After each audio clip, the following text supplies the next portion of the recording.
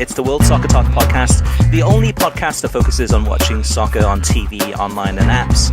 In episode 111, we discuss our no-holds-back analysis of Turner's Champions League coverage, how soon it'll be before you can subscribe directly to your favorite soccer league, which new sports league had more viewers on their opening day than MLS has had in 23 years, the Premier League heads to the USA to sign their next CEO, plus letters from you, the listeners, in our mailbag section.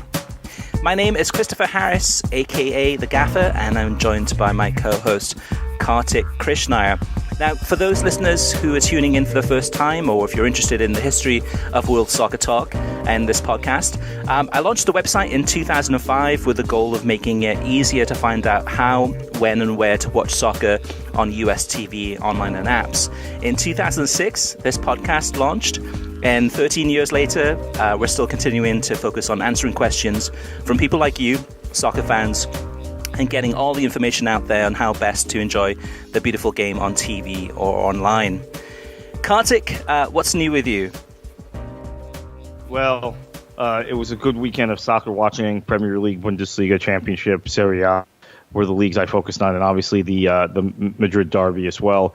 But I think everything has been kind of obscured by Champions League, not just the results, but also the coverage here in the States. Yeah, well, let's start there. Really, I mean, to me, what the heck is going on with TNT? It's been amateur hour this week for TNT's Champions League coverage, with their pre-game show sinking to a new low, lacking any consistency, featuring a catalogue of mistakes, and being criticized on social media by a lot of soccer fans as unwatchable. For whatever reason, Stu Holden was better this week when he was acting as the host, rather than Kate. And Kate really had a really off week. I mean, so many mistakes, Kartik. Probably her worst appearance. I mean, actually, Tuesday and Wednesday was pretty bad both days, but probably one of her worst appearances on US television that I can remember. Usually she's very competent and very focused, but I don't know if it was lack of sleep or what it was, but just so many mistakes. It was at times embarrassing. Did you catch any of the mistakes, Kartik? I caught much of it. I mean, there's such a catalog of things, mistakes and funkiness, and just odd conversations, odd features that it was too much to catalog. About Kate Abdo, I wonder if she's been a standout performer or a decent performer on a bad team, that being Fox and now Turner to a certain extent. So we have overrated her as a pundit or as a presenter. You think about what would happen. I mean, you could throw the other scenario. I mean, I think it's just acknowledged the best presenter in U.S. television on the soccer side is Rebecca. Right? What would happen if you threw her on the Fox set, or you threw Robbie Mustoe, who may be the best on the Fox set? Would they regress to the mean of Fox's other talent and Fox's presentation, or would they elevate the broadcast? What we're seeing with Kate Abdo is going to another network from Fox. She's not really able to elevate the broadcast. Maybe we've had a favorable opinion of her at Fox because we've compared her to Rob Stone. Now, I have to think Ian Joy does as good a job, if not better, of presenting than Kate Abdo, but I'm not her biggest fan. This week, I think, revealed a lot of the reasons why I'm not her biggest fan. I think there's too much clunkiness, a lot of lightheartedness, and also, and maybe this is the fault of Turner, not her as a presenter, but clunky transitions, asking the wrong questions. Pretty much like the kind of questions I used to complain about Rob Stone asking on Fox. Champions League pregames and US and MLS pregames, and just mistakes, on-air errors, the sort of things that seem like she wasn't as well prepared as she has been in the past, or that you would expect her to be. Now, flip side, Chris, and I said this during the group stage. Okay, actually, Kartik, let me play a clip first for those listeners who might have missed some of the pre-game coverage of the Champions League this week. And this is just one example. I had a few to choose from as far as flubs, but let's go ahead and play the clip of the week with Kate Abdo. And this is on Wednesday. In an absolute standout fixture of this round, arguably always looked like the hardest one to call of all 8 ties. Ajax's young side, talented side as well. They impressed. Is about to get a whole lot tougher I keep thinking I'm throwing to a VT. Am I not throwing to a VT? No, we're just going to talk. All right, sorry about that. Let's talk about it then. Edgar, you're an Ajax legend. What is your take on this game? You are currently. Yeah. What's your take on this game? Do you think it's that tough a one to call? Oh yeah, hell yeah, for them for sure. Yeah, and this was on live television on Wednesday. This was within the first 5 minutes of the broadcast, which had already opened up with a really weird joke about coffee, kind of an inside joke. Really extremely awkward television. You can hear the nervous laughter among the analysts.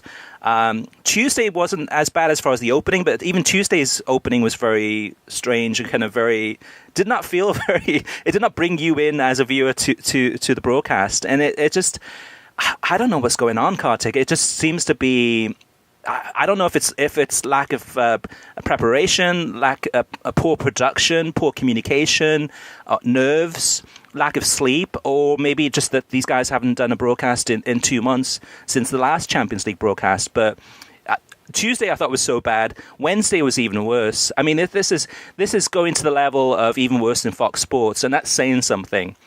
At least with Fox Sports, at least it was smooth and kind of had a flow to it.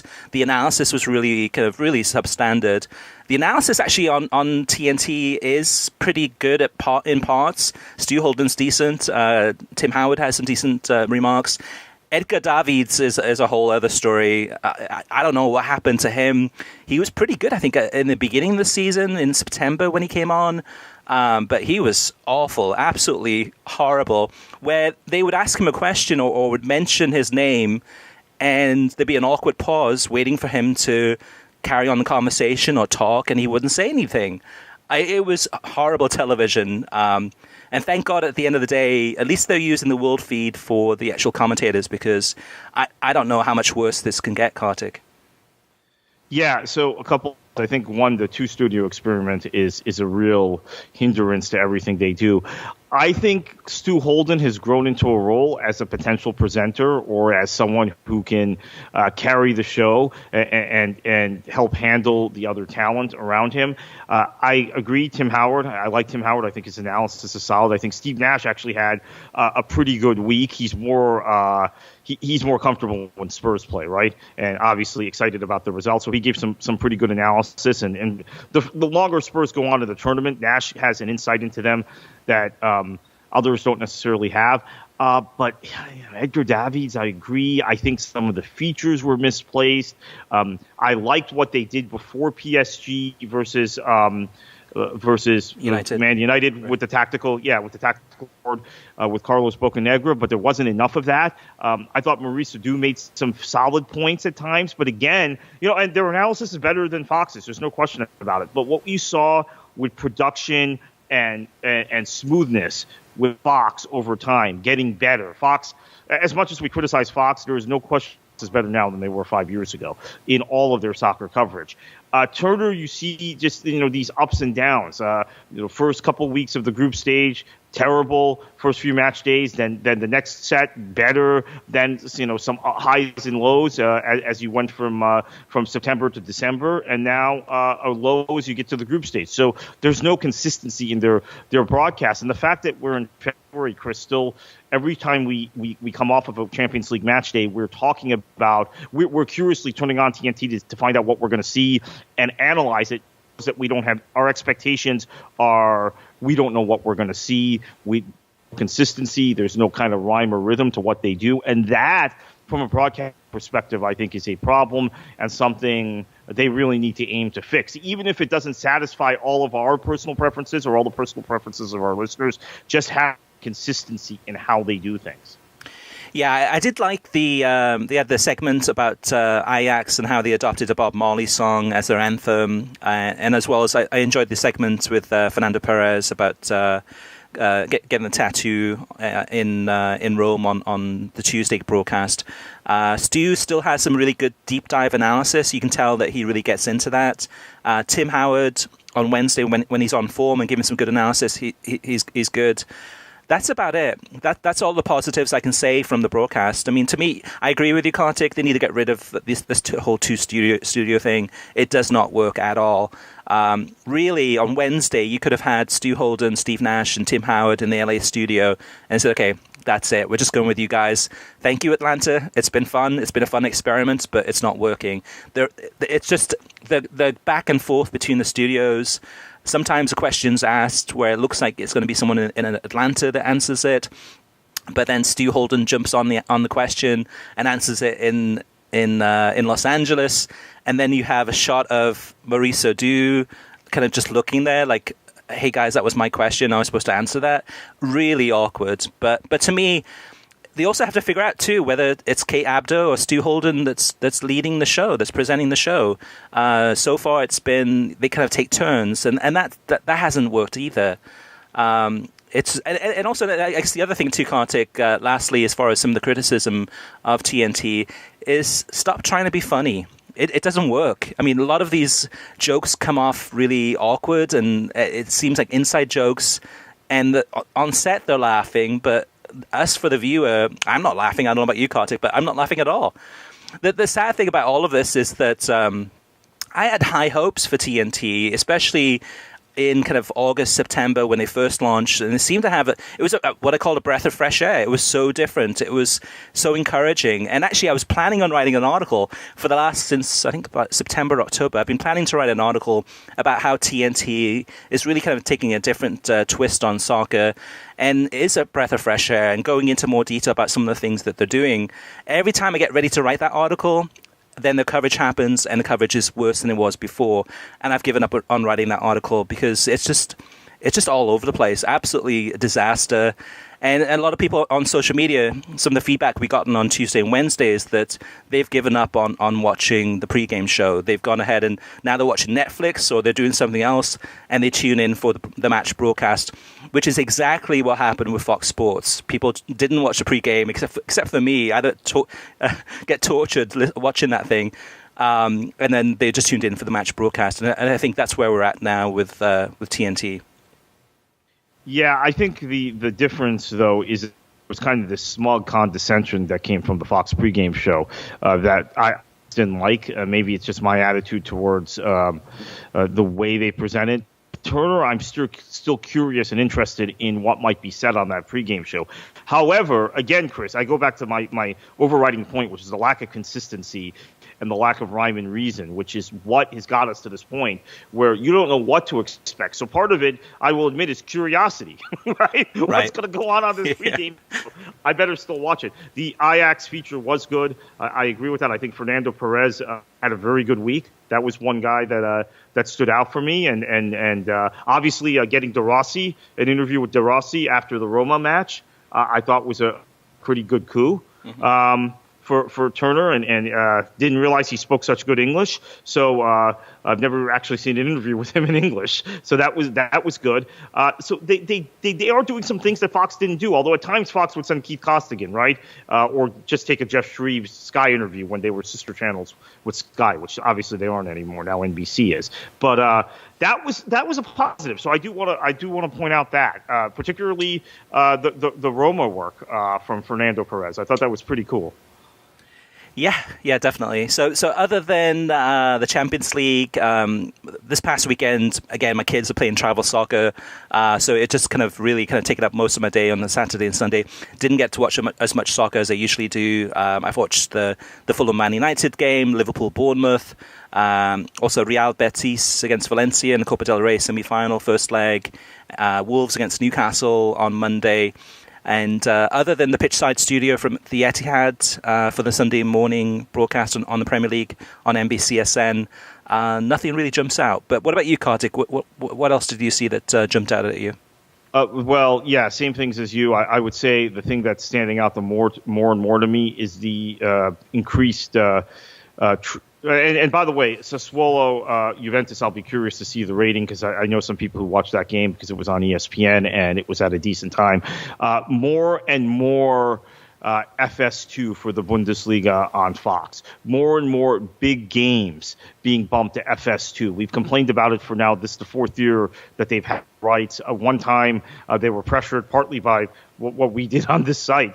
To move a game to FX, which was a Dortmund Bayern match one year. But they are putting more and more on FS2, less and less on FS1. And seem to be winding down their time with the Bundesliga without much effort, and that's disappointing, particularly given Fox's emphasis on American soccer and Fox's emphasis on promoting anything U.S. men's national team and the number of U.S. men's national team players that are now drifting from FS2, therefore disenfranchising 30 or 40 million people who get FS1 and don't get FS2. So that's a programming note for Fox. I know that they're not going to want to hear this. I don't know if they listen to the show. We tend to say a lot about them, but I'm getting more and more annoyed.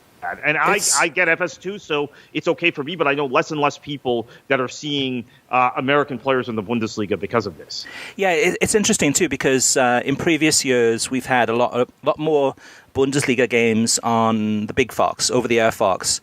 This season, I think there's been one. I think maybe one. And usually, yeah.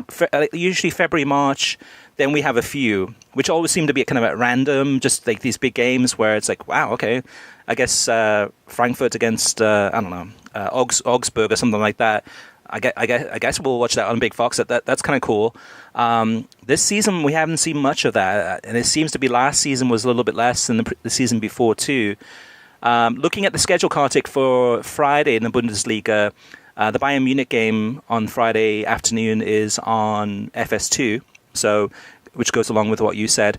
On FS1 at that same time, they have NASCAR. So that's the reason why. And probably, maybe it's a big NASCAR weekend, and maybe that's why it's that time of the year where NASCAR always seems to get that top slot there, FS1, and everything else gets on FS2. But yeah, not a good look for Fox Sports or the Bundesliga, unfortunately. So, Kartik, let's move on to the next segment, which is TV streaming news. And I'll have you kick it off. Yeah, big news this week with the Premier League. The reports that have come out that the Premier League is considering launching a streaming service and had already thought about doing it in Singapore at this point. But this would be for the next rights cycle. Would start in 2022. Ex-Palace owner Simon told TalkSport, quote, Premier League football Premier League should be the Netflix of football. 100 million subscribers at £8 is 10 billion. What an opportunity, unquote. To translate this into U.S. dollars, that's $10 a month for 12 months a year equals $12.3 billion in revenue. My thoughts on this, and I know you have some thoughts on this, Chris, also, is this is coming. The Prem, I understand, and I think it's now been reported, it actually considered launching this for the 2019 to 2022 rights cycle in some markets. It was, including Singapore. I mentioned Singapore, but in some other places as well. It was, premature. They didn't have the technology down. But now they've got 3 years to work on it. I think this is coming. Now, for the sake of us in the U.S., I hope, because NBC has been such a great partner of the Premier League and really elevated that league in this country, that they stick with NBC. But if they don't stick with NBC, you might very well see all of the Premier League behind the paywall. Yeah, this is a huge development, Kartik. Timing-wise, it's interesting because last week we had the news about UEFA TV. UEFA announcing that they, at some point, I think after 2023, will look at having a direct streaming service for those countries outside of North America and outside of Europe, where if you're living in Nigeria or Australia or Japan or India, wherever, you can subscribe to watch UEFA TV and watch all of the Champions League games that way, cutting out the middlemen, which are the agencies out there. There's TV rights agencies that handle the TV rights market, as well as the actual broadcasters. So whether it's in Asia, ESPN, or Fox in Australasia, etc., etc. And UEFA TV looking at also acquiring other rights that are non-UEFA rights. So with UEFA TV, you can subscribe to the Champions League and maybe your local league from whichever country you live in. Now, the Premier League, this is smart thinking in terms of, Simon Jordan, like you said, Kartik, doing the math and coming up with a number of $12.3 billion a year, which is much more than the TV revenue worldwide. And for $10 a month, to have access to all the Premier League matches, I think most subscribers would go for that and say, hey, yeah, I would love to do that. It's a good deal. I'm willing to pay that much that amount of money to have access to everything, and that again cuts out the middlemen, cuts out the broadcasters, and puts more money in the pockets of the Premier League and the Premier League clubs. Now, the challenge with this is illegal streaming. That is the one thing that's probably holding back the Premier League and other leagues from around the world. Because if you set up this type of operation and then meanwhile 40 to 60% of the people are actually streaming the games illegally, then that kills the entire business model, really.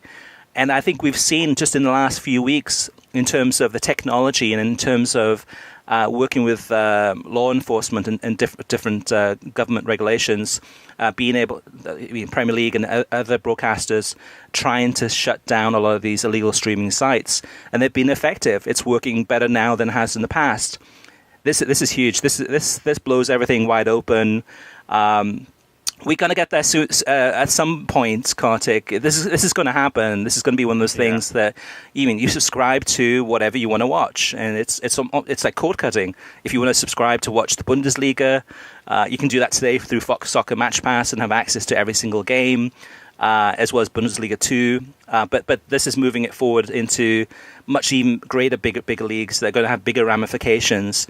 So then what happens to NBCSN? What happens to a lot of these sports broadcasters that are looking for rights to acquire to bring in people to view matches? I'm sure they'll think of something, but it's going to be worrying for them. Let me point out one other quick thing, which is that the Premier League is also doing this because the rights fees have topped out. They've plateaued. This rights cycle is not that much more lucrative than the last rights cycle, which is the one with the big bump for the Premier League.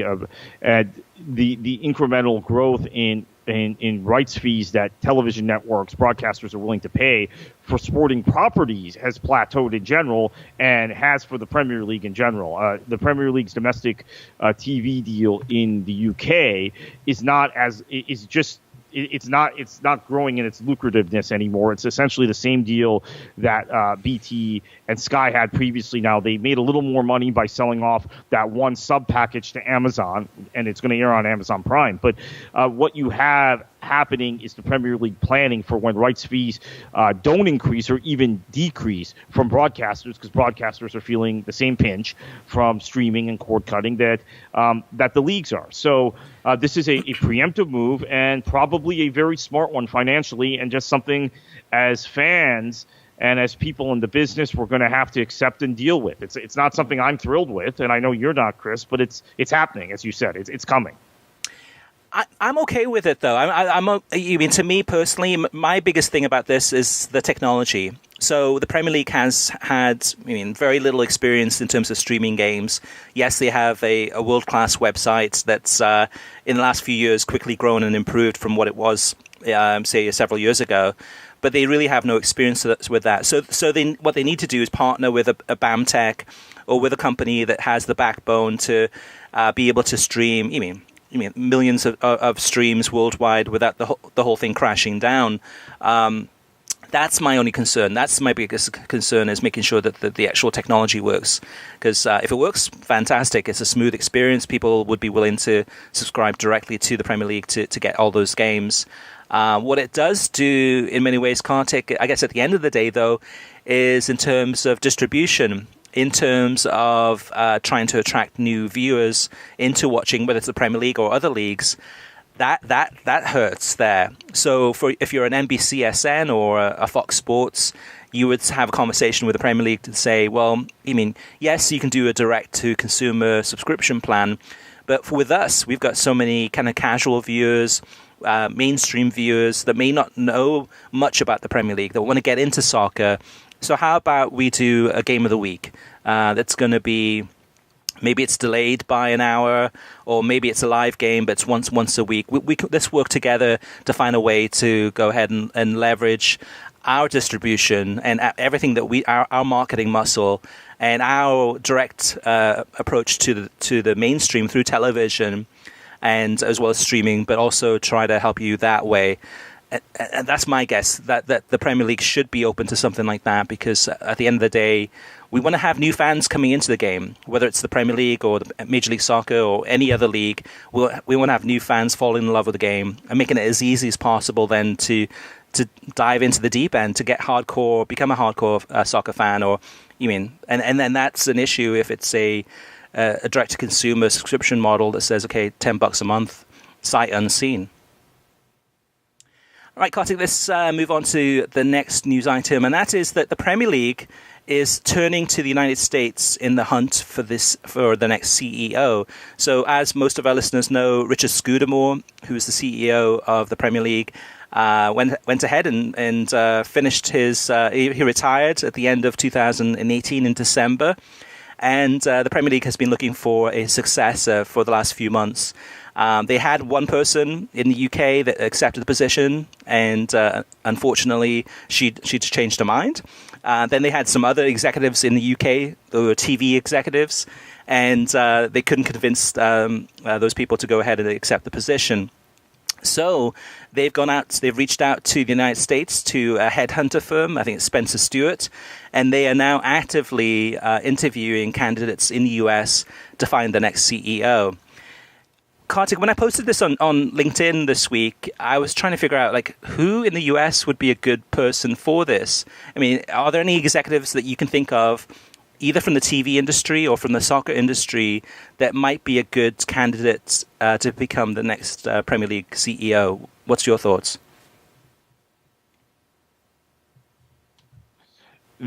Chris, they already went down the TV route with Susanna Dinaj. She accepted the job and then pulled out. And then a name who escapes me, they offered the job to after a BBC executive who then turned them down after Dinaj had withdrawn from the job that she had accepted at the end of December. In January, they went to this BBC exec. So I'm not sure if they're still looking at television execs from the U.S. Maybe that's the play, because if you look at sports executives from the United States, this is where I've heard some concerns since the story broke on Tuesday or on Monday, that the Premier League, and for my liking, and a lot of people say I bash the Premier League too much, but part of the reason why the Premier League to me is less recognizable than it used to be, or that the top flight of English football used to be, even pre-Premier League days, is that it's become more and more American and TV-driven in the way it's executed. And I think the Premier League and Scudamore already looked at the NFL as their model for what they were trying to replicate. And we know from reading the amount academic literature now and books from us that have come out in recent years about the formation of the Premier League, that watching the NFL was their inspiration, and that has had a good effect in terms of promotion and revenue for the top clubs. It hasn't necessarily had a great effect for all of English football. People can argue about that with me, but that's my feeling. Mm-hmm. Now, I think if you take an American executive from an American sports league, which apparently they're intrigued by, bringing in an NBA executive or an NFL executive, someone who's below the commissioner level but is a high-ranking executive, I think you put yourself in a position where you're making the league even more of an American league, with less of the institutions and thoughtfulness that made it so British, and a great window for England to the rest of the world. That having been said, Chris, I think the train has probably left the station. It's a marketing juggernaut. It's something where they wanted, at least from a token standpoint, to keep a British chief executive. Susanna Dinaj took the job, and then she pulled out. And she's from the television industry, right? She's from that's her background. Scudamore, very television maestro also. Maybe it's just what is happening, and the Premier League is looking to deepen their foothold on global commerce and global and the global market, and that means becoming less British as time goes on. I'm a little alarmed by it, but I'm also a realist, saying that this now to a lot of people who are in the UK is gosh, that the Premier League is becoming more Americanized. To me, it's that they've evolved that way. It's certainly a more Americanized league than Serie A is, or the Bundesliga is, right. Much more than the Bundesliga. So, yeah.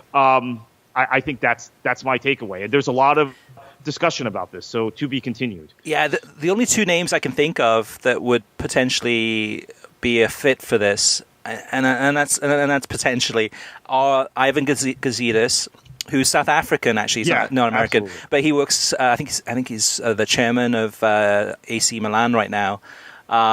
Who has an experience working at Arsenal, working at Major League Soccer that could be a fit for that, and Don Garber. But Don Garber, to me, I see Don Garber as being more successful in terms of sponsorships with big brands and in terms of expansion. I mean, those to me are kind of the two things that I can say, okay, he's done a fantastic job on in the US. Television, not so much. I just don't see him being a good fit for that role. So then outside of that, then to me, it's complete unknown. I mean, maybe there's a candidate at NBA that has a lot of experience in terms of globally kind of expanding the NBA brand through Asia and the United States. And maybe that's the way to go. Whoever that person is, I do not know. I don't follow the traditional American sport, so I don't know. But this is another one, and we say this often on this podcast, but this is going to be another interesting one to watch to see what develops. Chris, this name was the first name that came to mind earlier in the week when I saw the story, but I'm just guessing that they're looking for someone from traditional American sports. So why Ivan Gazidis, I actually think would do a good job, and Arsenal fans complain about him. You know, they complain about everything, right? Right. I think he's very competent. I think MLS has had such growth since Gazidis left is because of the framework he left in place. He's a soccer guy. I think a lot of him. So I think he would be a very inspired choice. But I get the sense that they're not looking at soccer. They're looking at executives from the NBA, NFL, or Major League Baseball. That's the take I got from it. That's why I didn't mention Gazidis when you threw it to me. Yeah, I agree. Definitely. All right, TV ratings. Let's move on. So Sassuolo against Juventus. Kartik, this is one of the ones you were curious about. This was on ESPN2 on Sunday from noon to 2 p.m. Eastern, so definitely a good time slot there. Viewing figure was 127,000, which has probably been one of the best ones this season so far. But what's your take on that number? Good or bad? I guess that's okay. It's just that I had strangely talked to more people that had watched that match and had really not watched any Serie A matches this season and only seen Juventus in the Champions League. So I assumed the number was a little higher, but it's not as high as maybe it could have been at that time. Of course, it overlapped with Chelsea and Manchester City that got a monster rating on NBCSN. Yeah, so that Man City-Chelsea game was 1.08 million on NBCSN and Telemundo on Sunday. That was the biggest Premier League number from the weekend. Then in Liga MX, or Liga MX, you had Necaxa against Chivas, had 1.16 million. And then Club America against Club Lyon had 1.15 million. So both of those Liga MX games were the biggest, most watched games from the weekend. Another interesting number, Kartik, for me was Athletic Bilbao against Barcelona. And it's rare that we get to see what the viewing figures are for La Liga with beIN Sports no longer on Comcast or DirecTV. But this one, Athletic against Barcelona on beIN Sports English channel, had 132,000 viewers. And usually on the Spanish side, we don't have those numbers, but usually it's more than double the English language side. So we're probably looking at about 400 to 450,000 people that tuned in to watch Athletic against Barcelona across both of the beIN Sports channels, which is a great number considering the lack of distribution across most of the major US TV providers. One more thing, Kartik, just to throw out there too, is that I'm not sure if you know about the Alliance. I didn't know anything about them until, I think, Wednesday. But it's a brand new American football league that just launched, and it's meant to be a spring league. So from as soon as the Super Bowl's over, it starts back up again. And this is a league with teams from around the United States that has no connection to NFL. But they launched on Saturday on CBS in prime time, Saturday night, and had 3.2 million viewers tuned into that. And the reason I mention it too is because in many ways it's a competition, I believe, to Major League Soccer. Here you have Fox opening weekend of Major League Soccer season, March 2nd. I think they have a couple of games on prime time on Fox on a Saturday night, and you're up against potentially against this new American Football League. So to me, it's the last thing that MLS could want is competition from traditional American sports for viewership. But I guess we'll have to wait and see how that plays out. Yeah, and interestingly enough, on the Alliance, I talked to some people. Again, I didn't follow it. I didn't know it was launching. It caught me off guard. But the attendances were underwhelming, but the television ratings were much higher than expected. So this is, again, I think just the direction sports are going. MLS has been very focused on attendance, right, and ticket revenue. Who knows if this new Alliance of American Football survives, but they already seem to have the model where, okay, ticket revenue, it's important, right, but sponsorship revenue and television revenue is more important, and their television number is what people are talking about. They're not talking about the underwhelming attendance that I was alerted to. Yep. They're talking about that TV number, which blew everyone away, blows me away. And that's something that MLS is going to have to fight against. XFL relaunches next year. They have a network TV deal. I also have to mention that the new lacrosse league that's going to be well funded is going to launch this summer, and they have a network TV deal with NBC. So that's and that might be, there may be more crossover from soccer. Well, general soccer, right? I don't know about MLS. MLS maybe is attracting American football and baseball fans, not lacrosse and rugby fans. I don't know. Mm-hmm. Yeah, that was one question that came up on social media when I posted some of those stats, was that people arguing with me saying that Major League Soccer, in terms of what type of fan they're attracting, whether it's more of a hardcore fan or more of a casual fan, in my belief, it's more of a casual fan. It's somebody that's, maybe into American football, that's into, baseball, basketball, whatever, and also into Major League Soccer, as opposed to a hardcore soccer fan who's probably more into sport from South America or from Europe or wherever, and less into traditional American sports. Now, there's crossover and there is overlap, of course, all over the place. But that's my take just on covering TV sports and soccer for the last 13, 14 years. That's what I believe. All right, so let's move on to listener mailbag. First up is from Andrew Jarrell Jones. And we got a couple of comments here about the TNT coverage of the Champions League. Andrew says, Edgar Davids thinks that the Wembley field, which looks great, is terrible due to all the NFL games there. There hasn't been an NFL game there since the early fall. Good point there by Andrew, and some, if that is true, some really lazy journalism there by Edgar Davids. Former Spurs player doesn't want to blame Spurs for having way too many matches, far more matches than expected at Wembley. It's the Spurs conspiracy. All right, which is true. All right, Rob says, I feel like the coverage overall with TNT has gone backwards. It reminds me of when Fox Soccer had the Premier League with awful pre- and post-game coverage. Seriously, who are they fooling, pretending Stu Holden and Steve Nash are not in the same building as the other presenters? The whole thing seems so amateur and cheap. So Rob, yeah, they are in separate buildings. They're definitely, Stu and Steve are definitely in LA, and Kate and the rest of the crew are definitely in Atlanta. But it does feel amateur, unfortunately, and it does feel cheap as a result, unfortunately. Wilson says, I don't know if it's me, but it looks like Turner Sports, also known as TNT, is following the boring path of footsteps of Fox Sports. I see that they have Kate Abdo, who is a wonderful host, and her credits can only speak for herself. However, I found it very mind-blowing that they're not helping her out by having Carlos Bocanegra, Edgar Davids, and Mauricio Adu on. By seeing her talents waste in that way, it's making the pre-game analysis tough for people like me who grew up watching Serie A and La Liga before moving to this country. Also, if this continues, it'll be tough for neutrals in the States to see and absorb Craig Burley and Steve Nichols' opinions, because they will find it harsh and rude to give their personal views on the matches. Please help Turner Sports, because I do love where they're going with the hiring of Kate Abdo and even having Steve Nash, but they need better analysts. Please continue to keep up the good work on the World Soccer Talk podcast. And that's the thing too, going back to what you said before, Kartik, about Kate, is that Kate coming in, I mean, I've been watching her for years on Sky Sports. I mean, she often does a lot of presenting for, whether it's for FIFA or UEFA. She came in with an incredible resume, CV, with experience, fluent in so many different languages.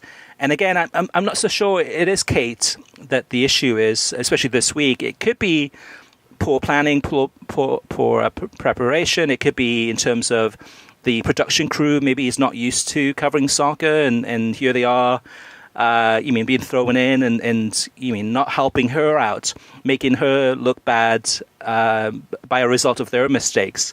I don't know. I'm not in the studio, so I don't know. Whatever it is, it needs to be fixed. But also, it's not a good look for Kate Abdo and the rest of the crew, because it makes them look bad at the end of the day. Martin Mulcahy says, I can watch more Bundesliga coverage on Fox Deportes than FS1. And by looks of it, and I don't speak Spanish, he says, it's superior to what American Fox delivers in terms of game breakdown, since it focuses on tactics and not just personalities in the game. Also, every week I watch Bundesliga on Fox Soccer, and I think how much Eric Winalda could add to the broadcast with his insights, personality, and first-hand experience seems a waste.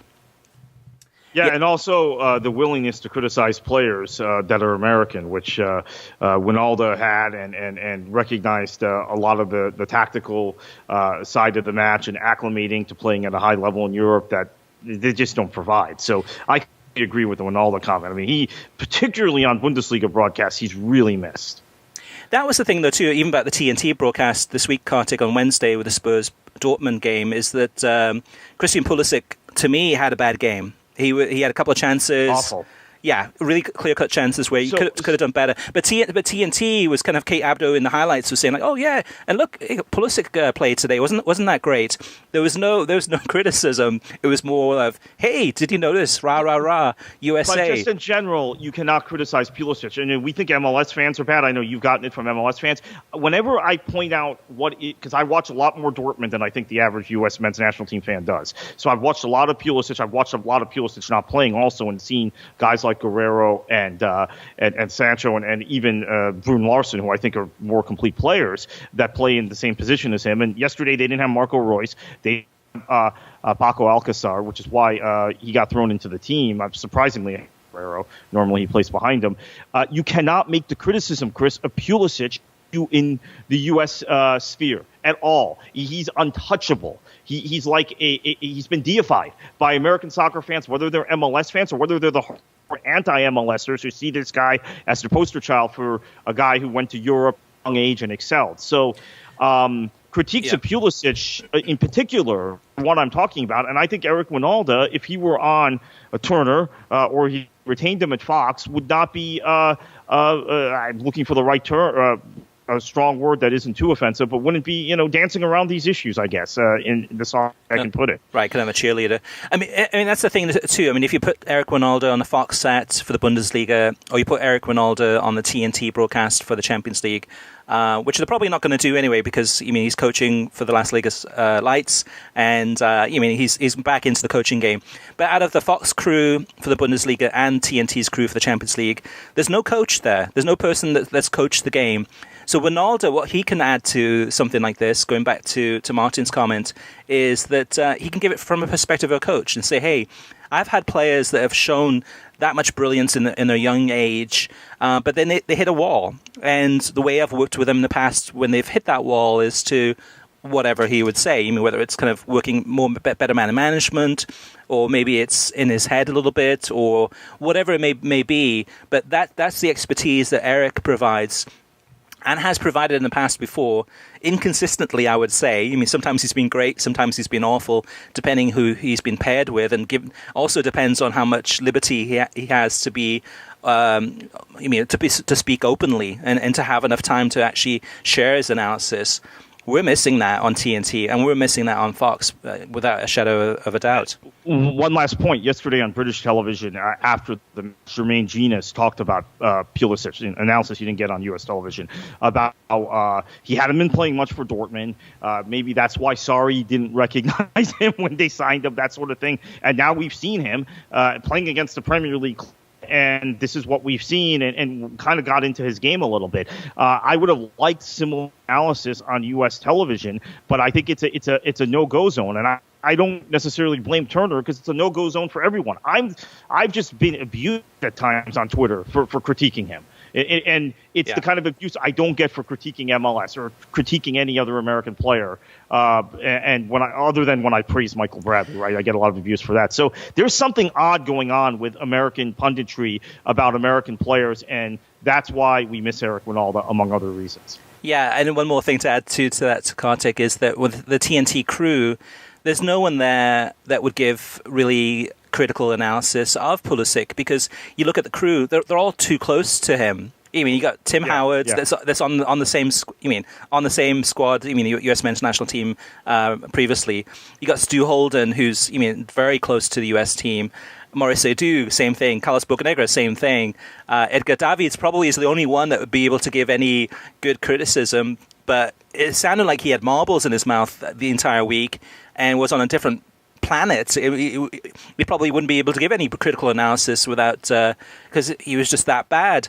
So that's something that's missing. Is in the US is a Winalda would be a type of person who would give that analysis, and there's a reason that Winalda is not on US television anymore, because that doesn't fit with Fox. That would probably fit with NBCSN, although it's hard work, and I'm not sure he would have been a good person for that role, because it is a hard grind week after week after week to give that top level analysis. Maybe Kyle Martino is probably the only person I can think of that could say, okay, he's showing promise, but here's what I'm seeing, and being critical in a way that also isn't, say, so negative as, say, a Craig Burley, right. but getting his point across, and he's probably, I think, the only person I can think of in U.S. soccer related broadcast media that could provide that critical analysis.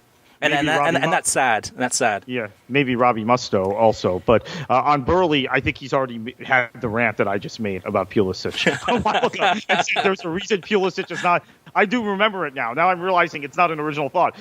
Burley did say on one of the ESPN episodes, you can't criticize Pulisic in this country. They come after you. And basically, he's not playing Dortmund. They're better players at Dortmund. He's not starting for a reason. Yeah. And then there are various conspiracy theories from U.S. fans as to why he doesn't play. Maybe Favre doesn't like Americans, or they were selling him anyway, so they didn't want him in a shop window, right? They just wanted to discard him. It's just silly stuff. But I think that's an overriding theme of everything that goes on in the U.S. media. And just to tie a bow on the show, I think, Chris, one of Turner's big mistakes was going the U.S. men's national team route almost exclusively for analysts. And that is something that I think lends itself to the type of analysis and type of kind of soft touch coverage that we've seen on Fox in the past. Now, obviously, we've all seen ESPN hire former men's national team players Herculez Gomez and Taylor Twellman, and they're both standouts. I mean, Herculez Gomez is the most critical, best fit among American former soccer player pundits, and Taylor Twellman's not far behind him. So maybe it is the atmosphere you're in, or the fishbowl, or maybe it's a certain type of player, right? Carlos Bocanegra was the captain of the U.S. men's national team. Tim Howard is the most recognizable men's national team player in the last decade. Maybe it's that versus Taylor Twellman, who was a very good MLS player, but was kind of a marginal national team figure, and Herculez Gomez, who had his own, kind of negative experiences with Major League Soccer, went to Mexico and excelled and worked his way onto a World Cup team. So maybe it's the perspectives, but hiring former national team players and high-profile former national team players lends itself to this sort of thing, unfortunately, Chris. Yeah, and from what I understand from one of my sources is that in terms of when TNT was looking for analysts to hire for the Champions League, is that Carlos Bocanegra and Tim Howard are represented by the same agent, and they went into the agent meeting saying, okay, hey, we want to be on the TNT broadcast, but only if we come together, the three of us, as a package deal, which is Maurice Edu, Carlos Bocanegra, and Tim Howard. We're all in it together, or we're not. To basically give an ultimatum and say, hey, we're willing to do this, we're willing to agree to the terms, but all three of us have to be in it together and have to be hired. Yeah, and I thought and it's a buddy-buddy system.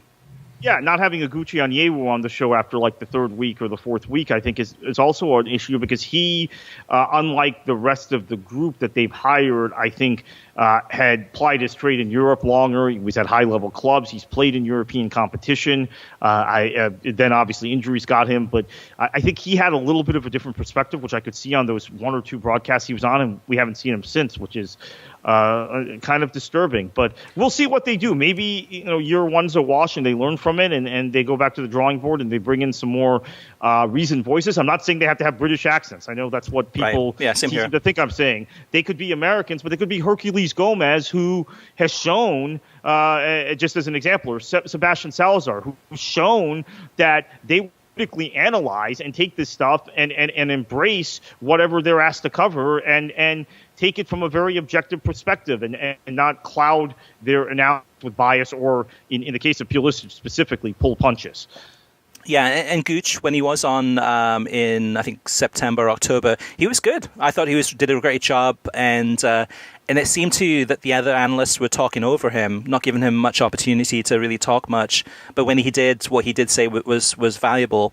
My concern is with TNT is, yes, I'm sure they're under a contract with these guys, but I'm concerned that they're not thinking. I mean, that the end goal for them is really to go ahead and attract a casual audience, as the producer mentioned, Kartik, in the meeting, the interview that you had with him last week, is that they're really going after the casual fan to try to draw those people in. And those are Mauricio Edu, Carlos Bocanegra, Tim Howard. Those are names that casual fans would recognize, would say, hey, I remember watching the World Cup. I remember those guys. And it's a way for them to kind of bring in that audience. I think there's a better way. I think there's a way to bring that in. And again, it doesn't have to be British voices, to bring them in with other recognizable names and voices and have them give better analysis. And rather than dumbing it down, actually, let me take that back. They're not dumbing it down. But rather than give really kind of plateau analysis, kind of like very positive. Again, we didn't hear anything negative hardly at all this week. There's people out there that they could hire that would be better hires than these guys. And Mauricio Edu has been better than I expected. Carlos Bocanegra, I'm still not won over by. I mean, it is fashion choice still. I mean, I don't know, it's just embarrassing. Tim Howard is the better one of the three.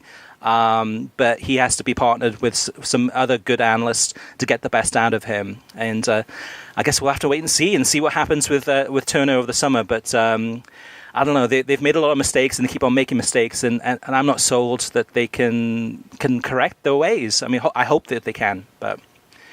All right, listeners, so we've covered a lot in this episode, a lot of different opinions and expressed here. So as always, if you have any feedback for us, if you want to kind of rant and rave about anything we've said, if you have any questions about streaming or watching television or commentating or et cetera, let us know. I mean, definitely reach out and touch base with us. You can always reach us via email through web at worldsoccertalk.com, as well as facebook.com/worldsoccertalk, and on Twitter at worldsoccertalk.